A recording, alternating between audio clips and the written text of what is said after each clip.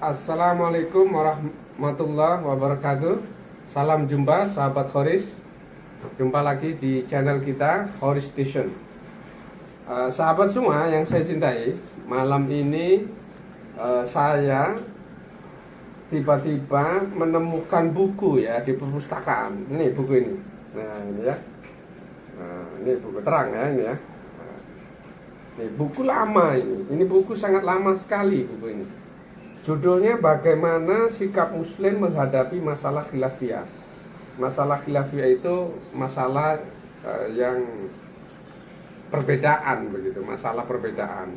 Seperti di dalam hukum Islam itu kan ada istilah ittifaqiyah, ya. Yang kedua adalah khilafiyah. Ittifaqiyah itu masalah-masalah yang sudah pasti kesepakatannya para ulama.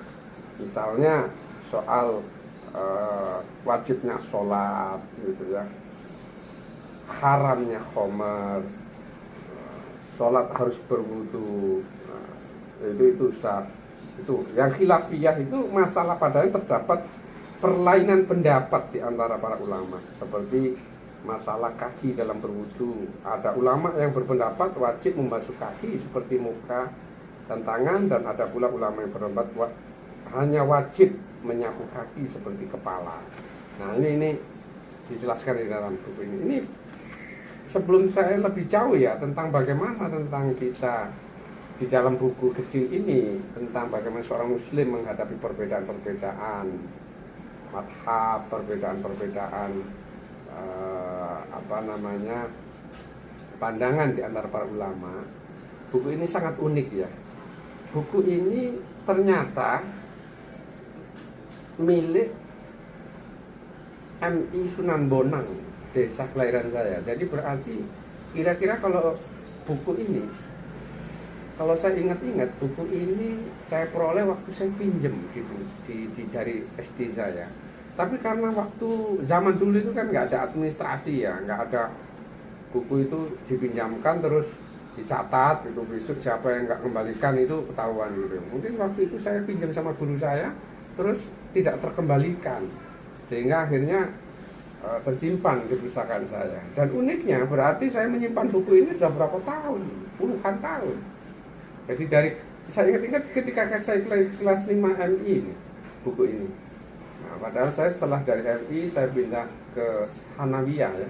Hanawiyah itu sekelas kecamatan di Ngawar Blandong, terus Madrasah Aliyah atau setingkat SMA di Jombang, di Rejoso, Petaraman Jombang. Habis itu saya ke Jogja, ke IAIN Sunan Kalijaga. Habis itu saya ke Jakarta, ya kan? Nah, bayangkan berapa tahun. Buku ini terus ada.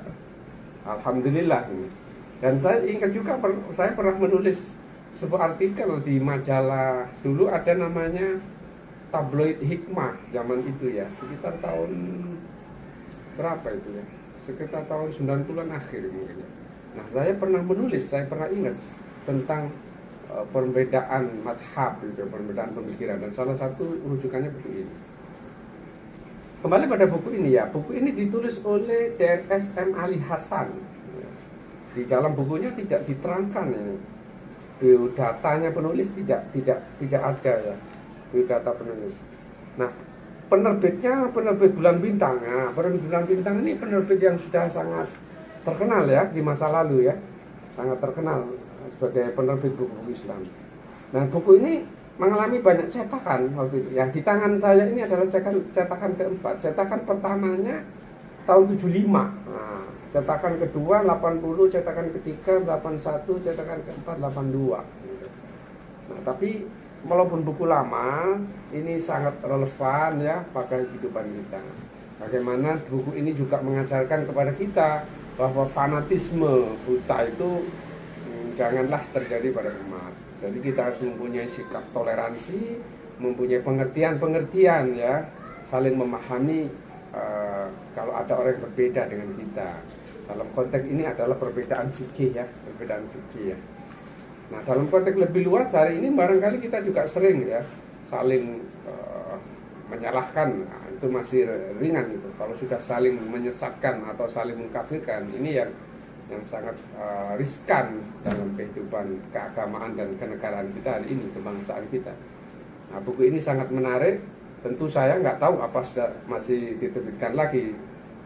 Saya kira Penerbit Bulan Bintang, saya tidak tahu masih ada atau sudah tidak ada ya. Gitu. Kayaknya sudah tidak ada. Nah, ini buku ini sangat menarik. Banyak saya ingat sekali baca buku ini dulu waktu saya dilanggar begitu ya, habis ngembala atau ngarit begitu, saya baca buku ini gitu. Saya terbuka pikiran saya gitu, bahwa memang ada hal-hal yang mesti berbeda dari kita. Nah, seringkali kita ini perbedaan-perbedaan itu akhirnya menjadikan kita ini kurang toleran kepada orang lain, menganggap diri kita benar atau truth claim, gitu, klaim kebenaran. Di dalam buku itu juga diceritakan pengalaman-pengalaman di masa lalu, ya, pengalaman-pengalaman di dalam dunia Islam, bagaimana orang juga saling mengkafirkan. Bahkan ada pengikut Imam Syafi'i itu yang tidak mau kawin dengan pengikut Imam Hanafi misalnya, karena dianggap itu sudah menyalahi misalnya. Nah, ini hal-hal yang seperti ini memang selalu terjadi ya dari zaman dulu. Hari ini saya kira masih banyak kita yang saling menyalahkan gitu, saling bahkan menganggap menyesatkan gitu ya tentang perbedaan-perbedaan dalam pemahaman keagamaan. Bahwa pelajaran dari buku ini adalah bagaimana kita mempunyai sikap tidak merasa benar sendiri di dalam sikap keberagaman kita. Karena memang pemahaman keagamaan itu sudah dari sononya itu sudah berbeda-beda. Gitu. Artinya sebuah ijtihad itu juga dipengaruhi oleh ruang dan waktu. Ada perbedaan ya, tempat, lokasi, waktu itu juga membuat perbedaan-perbedaan dalam memahami konteks-teks keagamaan. Dan perbedaan-perbedaan pemahaman yang berbeda itu juga akan melahirkan banyak madhab-madhab, bahkan aliran gitu. Tetapi kita alhamdulillahnya kan umat Islam ini mempunyai Quran yang sama ya, mempunyai Quran dan mempunyai hadis-hadis yang sudah secara metodologi ilmiah juga sudah diuji oleh para orientalis ya, bahkan mengakui bahwa teks-teks di dalam Islam itu orisinilitasnya sangat tinggi gitu. Sehingga pemahamannya yang berbeda. Nah, kadang-kadang pemahaman ini ketika berlanjut pada umat ini juga sering menimbulkan pertengkaran begitu. Nah, dengan buku yang menarik ini kita bisa belajar bahwa kita harus memahami bahwa apa yang kita pahami, yang kita pegang ya, belum tentu juga dipegang orang lain. Orang lain memegang pemahaman yang berbeda. Tapi pemahaman yang berbeda itu bisa kita dialogkan begitu, kita dibiasakan hidup penuh dialog, toleransi, dan menjaga harmoni umat itu menjadi penting. Demikian dari saya. Billahi taufiq wal hidayah. Assalamualaikum warahmatullahi wabarakatuh.